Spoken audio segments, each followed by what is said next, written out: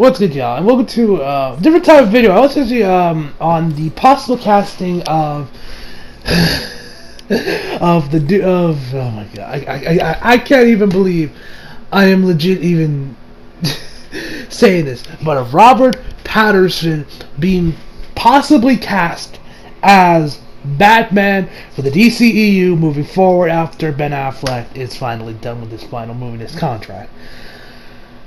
Now, I was originally going to come in here, do a face cam video, me starting off the video with me just ranting and raving about how this is a terrible decision, vomiting, just going all crazy. I decided against that. I was like, you know what? Let me just do this whole video just rationally, logically. Let's get all my fanboy rage out of here, which I kind of already did on Twitter. Which even then on Twitter wasn't really fully rage. I was just like, I was kind of like, what's the word I'm looking for? Exaggerating just for the sake of Twitter. Before I begin, of course, it's been an interesting week with Batman, hasn't it? First we had, of course, the announcement or the reveal, the trailer review of Batwoman, the new TV series that's going to be part of the Arrowverse in the CW, which I already did my reaction for. It's up there, the iCards. You guys want to check that out. Let me give you guys my updated thoughts of it, with watching a couple extra videos about it and just overall thoughts. And so first off, let me talk about the whole lesbian thing. Now you guys might remember my reaction. I was like, "Ooh, lesbians." What I meant, because I know some people are going to take it the wrong way, because I've had to explain myself so many times on Twitter when I talk about when it has to come with gay stuff, because we all either call me homophobes or they're like smart stuff. So let me explain this. So I have absolutely no qualms or problems with there being a same-sex relationship or a lesbian relationship. If they want to make that kind of like the emotional heart of the series, this relationship, this relationship between Ruby Rose's character, I do not know who Batwoman is, and the other character, they want to make that like the emotional heart. They want to make that the heart of the series. This romance, the heart of it. I have no problem with that. No problems, no nothing. In case you guys did not know, Ruby Rose herself is also a lesbian, which I literally remember that right after I was done recording the video. Literally, right after I finished when I hit record, or when I hit the stop button on the record button, I was like, oh shit, oh yeah, she's a lesbian too. So that probably makes sense why she's here. She's the series she's a lesbian here. This one. So what I'm just worried about and my concerns is because whenever anything revolving around the LGBTQ community gets involved, it usually always means identity politics, meaning, oh, you're all homophobes, oh, fuck straight guys, oh, they're all homophobic, fuck them, yeah, that bitching and whine. Just look at the Iceman comic. Ugh. Now, in other ways, it has worked, like in X-Men 2, ironically also featuring Bobby.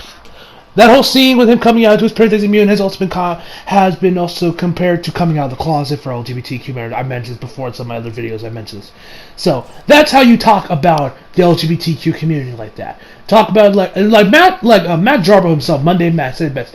Do it in an indirect way. Do not beat you over the head with the politics, because that's why X-Men has been so good, because they never, as far as I know anyway, I don't know how, I never read the original X-Men comics, but just judging from how long they've been around, how influential they are, and what the mutants and the X-Men themselves have always represented, they never, Stanley and Jack Kirby never beat you over the head with it about this, that they meant that they are for, oppressed group. That's what the mutants have always been. Remember, they're an allegory for oppressed groups, whether they were blacks during the whole civil rights movement back in the 60s. You have the LGBTQ for X2, with the whole stuff with Bobby coming out, Jewish parents, and all this stuff. That is how you do. Do not beat us over the head with it. Talk about it, but do not come off condescending, like in this trailer where she says, it'll be perfect once it fits a woman. Nothing like that.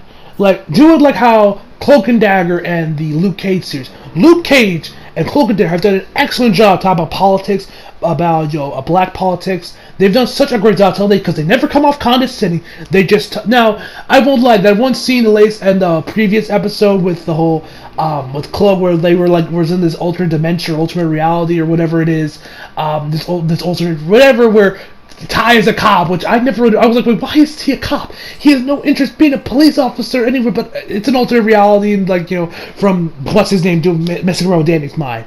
At first, I was like, oh, I don't really like that when they were like, oh yeah, they'll take our women and then they'll complain the world's series. Because I was just like, oh god, here we go. Here's the freeform writers taking over Cloak and Dagger. But then a couple of people tell me like, oh no, this scene is spot on to what I've been a victim. I've had to deal with this kind of stuff before. It was about interracial relationships. So with other people telling me that this is that they've experienced, including my man, my good friend Eli Morrison, this happened to him too apparently. I'm just going to assume, okay, fine, that one's worse too. And even though, and I won't lie, rewatching that scene a couple times, I will definitely say it definitely comes off a lot less condescending and a lot not as bad as when I first heard it than when I've rewatched this scene a couple of times. I still wouldn't say it's as good as some of the other times they've talked about racism, like that amazing scene between Ty and his mom, which I mentioned that back in my review of season 1, around the end of the season. That scene, perfection. That's how you do it, But anyway, so overall, I still say I like the trailer. I am definitely gonna check it out. I do not know if it's like all I'm hoping for is they can at least do a decent job at filling the void left by Gotham. And like I said, just do not come this. I hope the whole LGBT. I just hope the politics stay at a minimum. You want to talk about it. You want to have the whole women stuff. Just keep it at a minimum. Do not come off condescending. And I will enjoy the series. And even if you do it, as long as the series itself is good and that isn't the whole focus, and that it doesn't take me out of experience too much, you'll keep my interest. And I'll keep watching the series. Further episodes on. I'll keep watching it. But like I said, guys, gonna do first impressions, and we'll go from there. So that's my opinions on the whole, or updated thoughts, I should say, on the new Batwoman trailer. So now, let's get to the main event of this actual video. Robert Pattinson being casted as, or possibly being cast as rumored, along with the guy that's playing Beast in the X-Men movies recently. Those two are like the top two front runners for playing Batman in Batman in the DCEU. I don't know why I said MCU. Okay. At first, you guys know that I was against this. I was like, Jesus fucking Christ, why are we casting Edward? The man, no. Stephanie Myers, the author of those novels, was the one that single-handedly ruined vampires. So, I guess you say we got full circle. He went from being a vampire to the Batman. So, and then I looked around, of course, Comic Book Cast 2, Armistice, did his video about, like, give the man a chance, Jesus Christ, are you people even real fans? With all the bitch ones, you just saying it with Ben Affleck, Heath Ledger, and look where we're gone. So, thinking about it, sleeping on this, because I found this out late at night when I was about to go to bed. I was like, I better sleep on this before I hit record. So, overall, now, and of course, there's some other people like High Top Films. You guys know Alex, the guy. You guys know that he's the biggest Batman fan around. He's completely good with this. Now, for me personally, at first I hated this for obvious reasons, for the reasons I mentioned before, Twilight. But as I looked at as I've looked at this guy, and as if I have unfortunately have to relive me watching all the Twilight films. And just look at how he was in those movies. Look at him, and seeing how he could do his own spin, or how he could portray the Dark Knight. I will say I am definitely a lot more intrigued by this now than I was before. I'm still going to give the man a chance because, like I said, we've been proven wrong before. Everybody was hating on Heath Ledger when he was cast as the Joker, and look what happened. He's the greatest Joker ever. People say that for Ben Affleck for some reason, and you know what happened? He's the greatest live action Batman of all time. My personal opinion. Hell, he's probably my favorite Batman of all time, even above Kevin Conroy. Well, him and Kevin Conroy are kind of interchangeable. They kind of switch from time to time.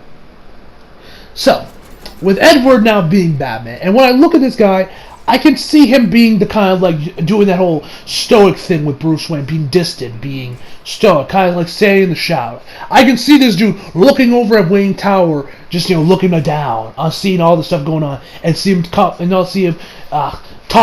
with who's playing Alfred now? I forget the dude's name. I don't even know if he's still cast. Please at least keep him. I love him as Alfred. He's probably my favorite Alfred besides the guys playing him in Gotham. I can see him doing that. I can see and him. So he got the whole stoic thing. And number two, he's also attractive for women, so which we all know that far. So he can do the whole, what's the word I'm looking at? What's that word? Damn it! How can I remember this?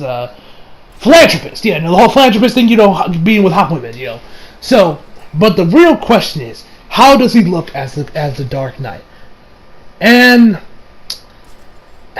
when I look at pictures of him, more recent pictures where he kind of has like more sling back hair, not that whole messy look he kind of had throughout the Twilight movies, I'd say he could probably do a decent job as Dark Knight, as long as he can bring up the intensity that Ben Affleck has. But I don't know. I'm definitely gonna give this a try. I'll give him a chance. We'll have to see him in a suit. We'll have to see him in some set photos, maybe some leaked footage if it leaks. I need to see his doing Batman, because if guys like Alex coming out there saying, this is a great choice, this is gonna be great, and other people are just like, give him a chance, give him a chance. Me personally, I will definitely give the man a chance. Do I think he could become a decent Batman? I think so. I think he does do. I think Robert Pattinson. What was it? Yeah, Robert Pattinson, right? Yeah, Patterson's. Yeah, Pattinson's. Yeah, Pattinson's. Whatever. Robert. I think the dude can do a decent job as Batman. He could do. I can definitely see him doing a decent job as Bruce Wayne, because I can't believe I'm saying this. Edward is kind of similar to Bruce, where they have that whole stoic, distant, quiet thing for them. That the guy that chills in the back of the guy that hides in the shadows. He got that going for him. So I can't believe I said Batman and Edward in the same sentence. But he got that going for him, and I think he could do. And I've heard he's gotten a lot better as an actor recently. Of course, same thing as happened with Hayden Christensen. So I am down for this change. But bro, man, you have one mighty mountain to climb. Because number one, you got to be better than number one. You got to be at least somewhere near the level of Ben Affleck. Because if you're replacing Ben Affleck, who in my personal opinion was the greatest Batman we've ever gotten, man, you got quite the mountain to climb. So overall, I think this will be a decent change. I think he'll be a good Batman. I can't really compare him to anything else because, like I said, I've only seen him in the Twilight movies. And of course, also, what was it? Harry Potter and the Goblet of Fire. He was also in, right? There was that one back. What was it? Back in 2008 when that movie came out. So I think he'll be a decent Bruce Wayne as Batman, as long as he can give the intensity and this man hits the gym. And the man hits the gym. I'd say he can be a decent bet. So if any of you guys who are like part of the hate brigade, part of those petitions, to not cast him or to recast him with somebody else, give the man a chance. I can't believe I'm saying this, but give the man a chance. Because like I said, we have been wrong before. Like I said, Heath Ledger, greatest Joker of all time. Bad Affleck, boom. Now granted, we've also been right. We've also said we hated casting, and we've been proven right. Jesse Eisenberg is Lex Luthor in BVS. Let us not bring that up. But the good have outweighed the bad. We've had Henry Cavill, we've had Gal Gadot, we've had Ben Affleck, and we've had Heath Ledger. So, like I mentioned before, I'm going to say this again. Give the man a chance. Give the man a chance. So, anyway, like I said, I can see him doing a decent Bruce Wayne. As Batman. That's going to be the tricky part. But I could see him, if everyone else saying, he's going to be a good choice, I'll take their word on it, and I'll definitely say that he can probably, if I realistically look at him, and realistically think how much he's probably maybe have grown, I think he can be a decent Batman, in my personal opinion. So anyway, guys, that is my thoughts on the Batwoman trailer, on the new casting, or presumed casting, because it's still, granted, it's come from Vanity, so it's a pretty credible source, but we haven't heard anything straight up from Warner Brothers, or DC, or Matt Reeves. So, overall, I'm going to give the man a chance. I say he'd be a decent Bruce Wayne, a decent Batman. Will he be anywhere near, but will he be as good as Christian Bale, or Ben Affleck? That's the question, and I don't know if he can be. I don't know if he can do that good, but as long as he's a decent enough Batman, where I'm like, all right, I can accept this man as Batman, then we're good. So anyway, guys, tell me down your thoughts down below of what you thought of this trailer, what you thought of the Batwoman trailer, what do you think of this whole stuff? Do you like the trailer? Do you hate it? Tell me that down below. Tell me what you guys thought about the casting as a whole. Do you hate it? Do you like it? Are you willing to give this man a chance, or do you think this is going to be dead on arrival? Tell me all that down below, guys. So hope you all enjoyed the video. Leave a like if you did, subscribe if you're new. Follow me on Instagram, Twitter if you like it. Links down in the description box below. And as always, come back for more. See you guys next time. She's